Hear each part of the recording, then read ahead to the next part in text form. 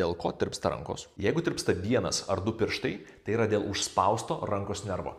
Plaštaką pasiekia 3 rankos nervai ir jie prasideda kakle. Ir priklausomai nuo to, kuriame kaklo lygyje bus užspausta nervinė šaknelė, tie pirštai ir bus skausmingi ar nutirpę.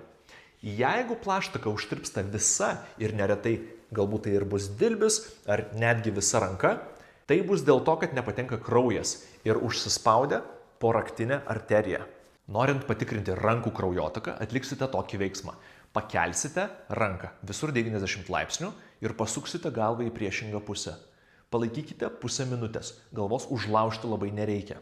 Nuleisite ir kitoj pusėje padarysite tą patį ir palyginsite pojūčius. Paveikta ranka užtirps gerokai greičiau, nes ten užsispaus po raktinę arteriją. Tai yra provokacinis testas. Jeigu norite patikrinti rankos nervus ar neužsispaudę nervas, tuomet jums reikės ištiesti kuo toliau nuo savęs ranką, užlenkti pirštus nuo savęs, kad įsitemptų nervai, išskėtę plaštaką ir lengvai palenksite galvą nuo rankos į priešingą pusę. Ir palyginkite pojūčius vienoje ir kitoje pusėje. Jeigu nervas yra užspaustas, bus gerokai sunkiau tai padaryti, jūs pradėsite jausti nemalonų tempimą arba tirpimą arba net skausmą ateinantį į plaštaką arba kai kuriuos pirštus.